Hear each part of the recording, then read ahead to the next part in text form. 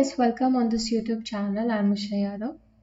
हम लोग आज बात करने वाले हैं एपोप्टोसिस को। हम लोग इस वन शॉर्ट वीडियो के अंदर कवर करने वाले हैं। ये हमारा शॉर्ट वीडियो रहेगा, इसमें हम एपोप्टोसिस को एट अ ग्लैंस कवर करेंगे। सो एपोप्टोसिस जिसे प्रोग्राम सेल डेथ भी कहा जाता है, जब भी आपकी सेल को एपोप्टोसिस के लिए जाना है तो वो 3 पाथवे को फॉलो करती है। पहला पाथवे जिसे हम लोग एक्सट्रिंसिक पाथवे कह रहे हैं, दूसरा पाथवे इंट्रिंसिक पाथवे है और तीसरा हमारे पास होता है परफोरिन ग्रे एंजाइम पाथवे। ठीक है, हम वन बाय वन हर एक पाथवे की यहाँ पे डिस्कस करने वाले हैं। एक्सट्रिंसिक पाथवे जिसका दूसरा नाम डेथ इंड्यूसर पाथवे भी है, इसको डेथ रिसेप्टर लाइगेंड पाथवे भी कहा जाता है। डेथ रिसेप्टर लाइगेंड पाथवे क्यों कहा जाता है? ऑब्वियस सी बात है, अगर एक्सट्रिंसिक पाथवे एक्टिवेट हुआ तो इसकी वजह से हमारी सेल एपोप्टोसिस के लिए जाएगी और इसीलिए हमने इसे डेथ रिसेप्टर लाइगेंड पाथवे कहा है। ठीक है, इंट्रिंसिक पाथवे की बात करें तो इसके और कौन से नाम है? इंट्रिंसिक पाथवे में डिपेंड करता है कि आपका कौन सा ऑर्गनली इफेक्ट हो रहा है, तो उस बिहाफ पर हमारे पास आगे further mitochondrial pathway, mitochondrial intrinsic pathway आप इसे बोल सकते हो। ठीक है, और दूसरा हमारे पास होता है एंडोप्लाज्मिक रेटिक्यूलम पाथवे, क्योंकि 2 ऑर्गनली हैं जो हमारे इस इंट्रिंसिक पाथवे के अंदर अफेक्ट होने वाले हैं, क्योंकि दोनों ही ऑर्गनली के पास हमारे कैस्पेजेस प्रेजेंट होते हैं। सो ऑफ कोर्स इन दोनों पाथवे का फर्दर एक्टिवेशन हो सकता है। परफोरिन ग्रे एंजाइम पाथवे की बात करें तो इस परफोरिन ग्रे एंजाइम पाथवे को साइटोटॉक्सिक टी सेल पाथवे भी कहा जाता है। क्यों? क्योंकि इस पाथवे के अंदर आपकी टी सेल का बहुत इंपॉर्टेंट रोल है। ठीक है, तो इसीलिए हमने इनको साइटोटॉक्सिक टी सेल पाथवे कहा। तो ये तो हो गई बात इनके अदर नेम की। अब हमारे पाथवे काम कैसे कर रहे हैं वो हम लोग समझते हैं। सबसे पहले क्या होगा, आपकी सेल के अंदर अगर हम एक्सटर्नल पाथवे की बात करें, सबसे पहले एक्सटर्नल एनवायरनमेंट से सिग्नल आए, तो हम बात करते हैं सिग्नल क्या आएगा। तो सिग्नल ऑब्वियसली बात है, इस पाथवे के अंदर हमारे पास डेथ लाइगेंड आएगा और ये जो हमारा आप इसको देख पा रहे हो ये है हमारा डेथ लाइगेंड। यहाँ पर जो सिग्नल है that is death ligand, this is our death ligand.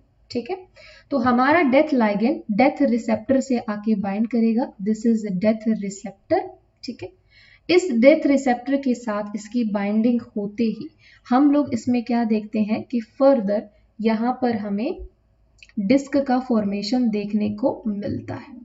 Disc formation यानी कि death inducing signal complex formation.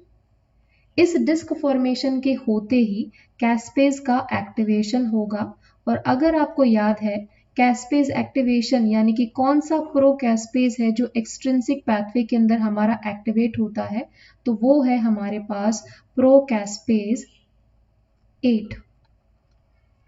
Pro caspase 8 हमारा एक्टिवेटेड कैस्पेज के अंदर कन्वर्ट हो जाएगा। ठीक है, कैस्पेज 8।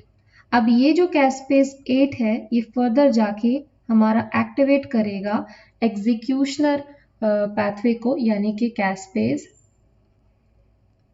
3 का यहाँ पर एक्टिवेशन कराएगा। ठीक है, तो ये हो गया हमारा कैस्पेज 3 का एक्टिवेशन, राइट। दूसरा हमारा कैस्पेज 8 क्या करता है? कैस्पेज 8 हमारा बनाता है bid protein, not bid protein का बनाएगा नहीं, एक्चुअली बिड प्रोटीन का एक्टिवेशन कराएगा। बिड प्रोटीन काम करता है माइटोकॉन्ड्रिया के ऊपर, वो हम लोग माइटोकॉन्ड्रियल पाथवे के अंदर आगे डिस्कस करेंगे। कैस्पेज 3 का फर्दर एक्टिवेशन होते ही आपको क्या क्या रिजल्टेंट देखने को मिलेंगे, क्योंकि कैस्पेज 3 हमारा क्या है? कैस्पेज 3 हमारा एक एग्जीक्यूशन पाथवे को एक्टिवेट करता है। इस एग्जीक्यूशन पाथवे की वजह से सेल के अंदर आपको अलग अलग तरीके के रिजल्टेंट देखने को मिलेंगे, और रिजल्टेंट को हम यहाँ से डिस्कस कर लेते हैं। सबसे पहले आपको देखने को मिलेगा कि एंडोन्यूक्लियस एक्टिविटी इनिशिएट हो जाएगी सेल के अंदर, एंडोन्यूक्लियस का एक्टिवेशन हो जाएगा सेल के अंदर। अब एंडोन्यूक्लियस है, नाम से पता चल रहा है, ये एंडोन्यूक्लियस क्या कराएंगे? डिग्रेडेशन कराएंगे। डिग्रेडेशन किसका? न्यूक्लिक मटेरियल का, और सेल के पास न्यूक्लिक मटेरियल क्या है? क्रोमोसोम के अंदर है हमारा डीएनए। तो डीएनए के क्रोमोसोम का डिग्रेडेशन कराना एंडोन्यूक्लियस का काम है। फिर इन कैस्पेज की वजह से सेल की प्रोटीएज एक्टिविटी इंक्रीज हो जाती है, प्रोटीएज का एक्टिवेशन हो जाता है। ये प्रोटीएज क्या कराएंगे भैया, न्यूक्लियर और जो साइटोस्केलेटल के प्रोटीन है, न्यूक्लियर एंड साइटोस्केलेटल के प्रोटीन है, इन प्रोटीन का क्या कराएंगे, स्केलेटल के जो हमारे प्रोटीन है इनका डिग्रेडेशन करा देंगे। ठीक है, तो ये एक्टिविटी हमें किसकी वजह से देखने को मिल रही है, ये एक्टिविटी हमें कैस्पेज 3 के एक्टिवेशन से देखने को मिलती है। उसके अलावा और हमें क्या देखने को मिलेगा, उसके अलावा हमें देखने को मिलेंगे साइटोमॉर्फोलॉजिकल चेंजेस।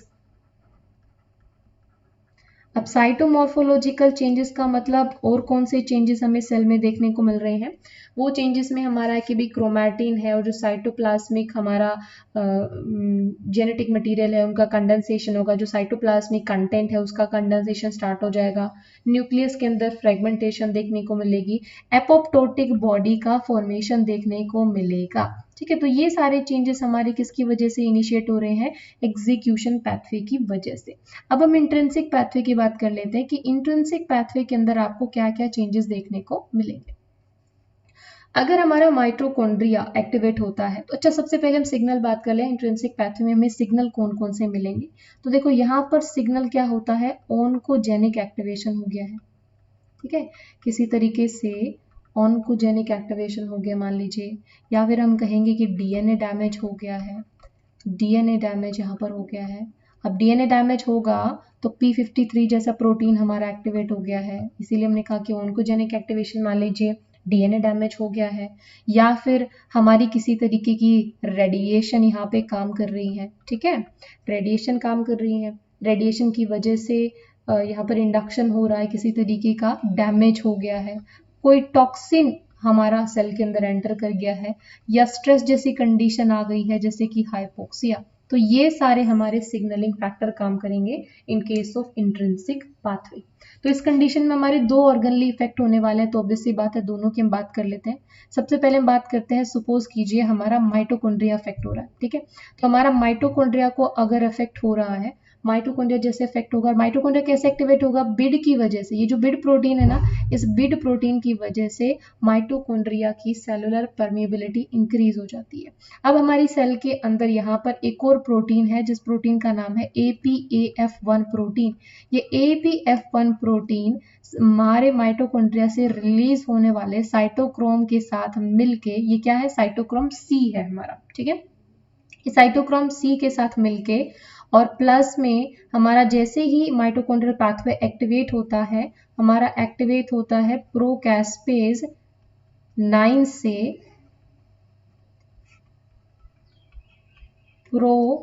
कैस्पेज 9 से कैस्पेज 9 का एक्टिवेशन हो जाएगा,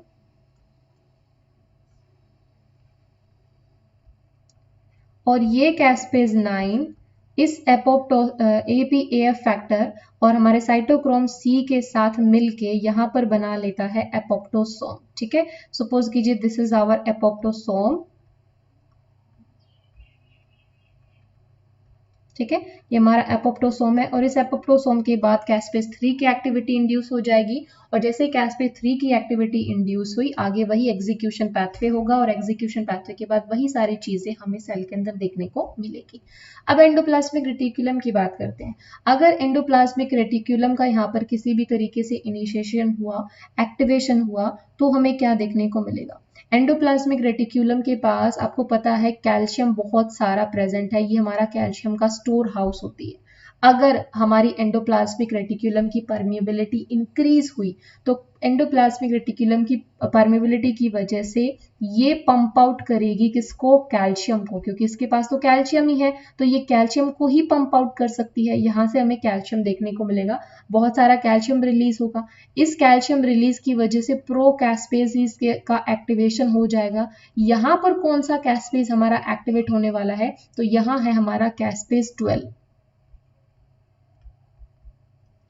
कैस्पेज 12 फर्दर जाके वही सेम चीज कैस्पेज 3 का एक्टिवेशन कराएगा, और कैस्पेज 3 का एक्टिवेशन होते ही हमें क्या देखने को मिलेगा, हमारा आगे एग्जीक्यूशन पाथवे एक्टिवेट हो जाएगा, और एग्जीक्यूशन पाथवे सेम वही साइटोमॉर्फोलॉजिकल चेंजेस आपको सेल के अंदर देखने को मिलेगी। बात करते हैं परफोरिन ग्रेन्जाइम पाथवे की। परफोरिन ग्रे एंजाइम पाथवे, क्योंकि यहाँ पर साइटोटॉक्सिक टी सेल का बहुत इंपॉर्टेंट रोल होता है, तो यहाँ पर हमारा एक प्रोटीन है जो इन्वॉल्व होगा जिसका नाम है परफोरिन। इस परफोरिन की एक्टिवेशन की वजह से सेल के अंदर ग्रे एंजाइम का अमाउंट बढ़ जाएगा। अब ग्रे एंजाइम हमारे पास दो तरीके के हैं, पहला ग्रे एंजाइम बी है हमारे पास, दूसरा है हमारे पास granzyme A. Granzyme B caspase dependent manner में काम करता है, लेकिन granzyme A caspase independent manner में काम करता है। ग्रे एंजाइम बी का अमाउंट बढ़ते ही ये प्रो कैस्पेज एक्टिवेशन कराएगा, और यहाँ पर किस कैस्पेज का एक्टिवेशन हो रहा है, तो यहाँ पर हमारा एक्टिवेट हो रहा है कैस्पेज 10। सो कैस्पेज 10 का एक्टिवेशन होगा। हमने कहा था कैस्पेज 10 क्या है, हमारा इनिशिएटर है। इनिशिएटर है तो एग्जीक्यूशनर पाथवे को एक्टिवेट कराएगा with the help of this caspase 3, है ना। तो ये भी इन द लास्ट जाके हमारे कैस्पेज 3 का एक्टिवेशन करा देगा। ग्रे एंजाइम ए क्योंकि कैस्पेज इंडिपेंडेंट मैनर में काम करता है, तो ये आगे जाके हमारा सेट कॉम्प्लेक्स इनिशिएट करेगा, और सेट कॉम्प्लेक्स के बाद यहाँ पर फर्दर ये डायरेक्ट जाके डीएनए क्लीवेज कराएगा। ठीक है, तो ये हो गया हमारा ग्रे एंजाइम परफोरिन पाथवे। ठीक है, तो ये हमारा एपोप्टोसिस। एपोप्टोसिस के अंदर आप देख सकते हो कि सेल के अंदर अलग अलग तरीके से मेथड है इस एपोप्टोसिस को प्रमोट करने के लिए। इन द लास्ट जो मैकेनिज्म होता है वो यही है कि कैस्पेज 3 का एक्टिवेशन, कैस्पेज 3 के साथ साथ आप यहाँ पे लिख सकते हो कैस्पेज 7 का एक्टिवेशन, और ठीक है कैस्पेज 7 का एक्टिवेशन, और ये आगे जाके हमारा एपोप्टोटिक जो चेंजेस है आपको बॉडी के अंदर देखने को मिलेंगे।